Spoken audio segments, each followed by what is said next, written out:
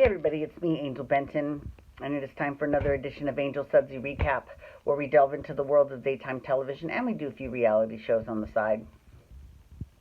And one of those daytime TV shows that we do is General Hospital.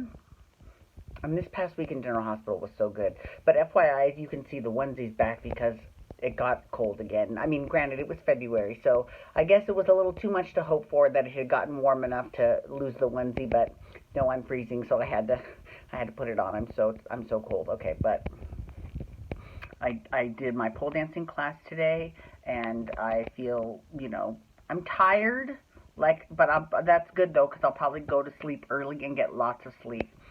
Tomorrow I go to Northern California for the week, so I'll probably do the Amazing Race recap in the morning while I'm still here in Vegas, and then after that, then Tuesday's Bold and Beautiful recap I'll do from California. Okay, so let's talk about General Hospital. So General Hospital this past week,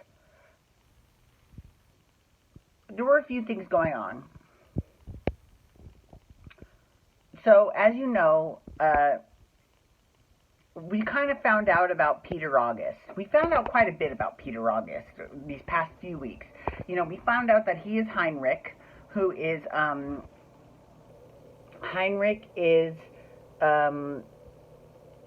Faison's son, not Nathan. Nathan is also Faison's son, but Heinrich was the one that he was the one who wrote this book under the name P.K. Sinclair, which is actually the same pseudonym that Faison used to use. So at the end of the book, the father dies. It's supposed to be based on Faison's life, and he has a son, and then the son kills the father at the end of the book. So basically, Faison comes out of hiding, and then he sees Maxie, and he takes Maxie to Crimson. Peter August shows up. He shoots Peter, but we found out later Peter was wearing a bulletproof vest. Very smart. And then he runs out and he shoots Nathan, and then Nathan ends up dying. Spoiler alert, I know. But that was like 2 weeks ago at the end of 2 weeks ago when that happened. So this week was actually, so basically that's what happened. And then Nathan ended up dying. He had a really touching scene with Maxie in the hospital right before he died, and then he died, and it was really sweet. But I got to talk about this funeral, because they had the funeral on Friday, and it was one of the best episodes of television ever. It was really, really well done. It was great. Michelle Stafford obviously gave an amazing performance as Nina about, losing her brother. Obrecht actually made me kind of tear up a little bit. She was so good. She was so good. She was so good. I can't wait to tell her that, actually. I can't wait to tell Obrecht in person. I'm going to be like, girl, you were so good. On that funeral show, you were incredible. Incredible. So, Maxie obviously was great too. And at first I was like, this is a little bit obvious. Like, I'm not gonna cry. This is an obvious ploy to tug at my heartstrings. But what got me was that Maxie saw her sister Georgie, and it was the actual actress. I think her name is Lindsay Leatherman. She's the one that played Georgie when Georgie was on the show. She came back just for this episode. Oh my God, it was so good. It was so good. I tears. I couldn't help it. I could not help it. It was so good. Oh my God, it was great. And then at the end, you see Georgie and Nathan walk off together. I mean, oh my God, it was so good. It was so good. So, kudos to everyone involved in that, because it was great. And then at the end of that episode, what happened was,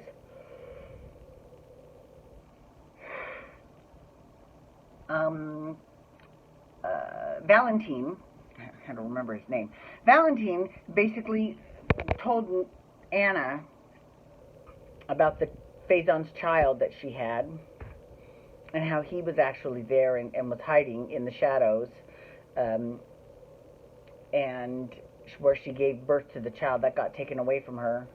That had to have been before Robin. That had to have been like right before Robin. And he told her that she had a girl. But here's what I think. I don't think she did have a girl. I think she might have had a boy who became Peter August. So I think Peter August might actually be Anna's son. Now, granted, it would be Anna's son with Faison, but, I don't fault Peter for that. I mean, let's think about it. Peter's the one who ended up, making sure that Faison died. It's not a bad thing. That's not a bad thing at all. My teeth look good. I brushed them, and they look real good. Okay, so I just went to the dentist like a couple weeks ago, too. That's why. So that happened. And first of all, I didn't even know that Valentine knew Peter August, but apparently he does. And he was like, yeah, you don't need to leave town. Because what happened was Peter ended up giving his resignation to Drew and Sam. And he said, this whole thing about getting shot at, and I can't take this anymore, and I've done all I need to do in Port Charles, so I'm leaving. But then Valentine called and said, you don't have to leave.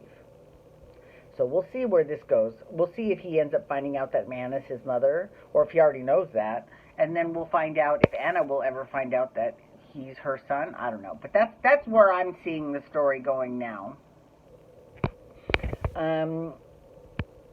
Oh, you know who else was really good at the funeral, too? Amy Driscoll. She was so good. Her and Spinelli sang Danny Boy. Now, here's a little quick story lit. I was in this show in Branson, Missouri, God, like 23 years ago. Yeah, way before I even went to Japan. So 23 years ago, and there was a guy in this, and it was kind of like a 7 Brides for 7 Brothers type thing, except it was a low-budget version. It was 3 Brides for 3 Brothers, right? So in this show, this guy that played my older brother, he sang Danny Boy, and he sang it every fucking night. And here's the thing. He was an incredible vocalist. Incredible. But I was very, very young then, and it just irritated me constantly having to hear about what a fantastic singer he is, blah, blah, blah. And so it kind of left that song kind of left a bad taste in my mouth. So, anyways. But that's the thing. Even though I'm not a big fan of that song, I told you it was a quick storylet, is that they were so good. They were so good.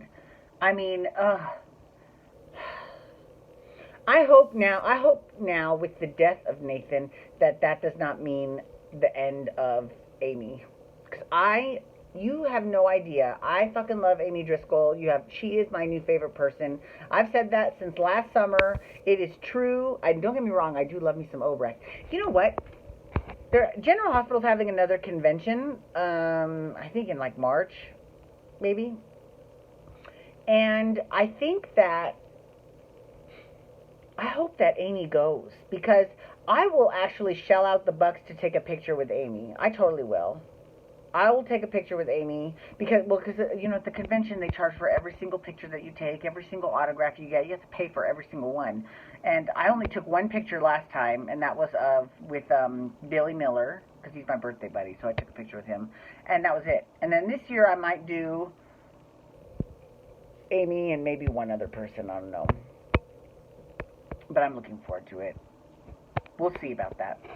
Because they keep announcing more and more people as the time goes by, so I hope they have them.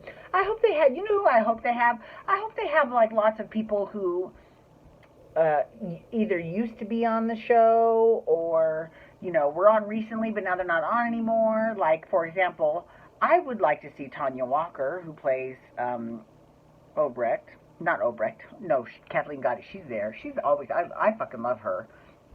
Tanya Walker plays Olivia Jerome. who I fucking love.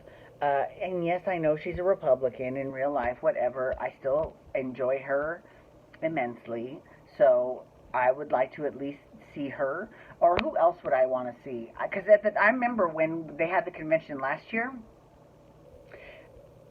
they were kind of like toying with the idea of having Olivia Jerome come back. She hadn't even come back yet. So, you know, since then, obviously she hasn't. She did a fucking amazing job. I love her. So I would like to see her. Or maybe someone from like the old past, like what's her name? Sean and Tiffany. Do you remember Sean and Tiffany? Sean Donnelly and his wife Tiffany, the ones who actually got into a custody battle with Bobby and Tony over Lucas, because Tiffany's sister was Cheryl, who gave birth to Lucas, and they had already been promised Lucas by the adoption agency.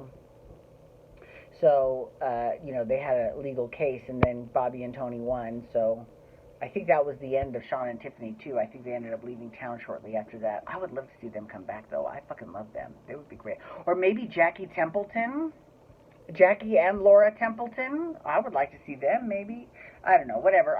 I'm just looking forward to the event. I can't wait. So, I wasn't even planning on talking about that today, but thank you so much for logging on today. I do appreciate it. Please feel free to follow me on Twitter, Instagram, and Snapchat at Angel Benton. You can hashtag GH to talk about General Hospital, or you can also hashtag Amazing Race to talk about the Amazing Race. I'll be doing that tomorrow morning. And you can hit that subscribe button on my YouTube channel and get my YouTube videos sent to your email inbox every single day. And if you like this video, hit the thumbs up. I would appreciate that. And you can look around, and you can find on my page, and you can find my story time with Angel Benton series, and you can thumbs that up too. All right. Thank you so much for logging on today. Have a wonderful day. Peace out. Wubba, wubba, wubba.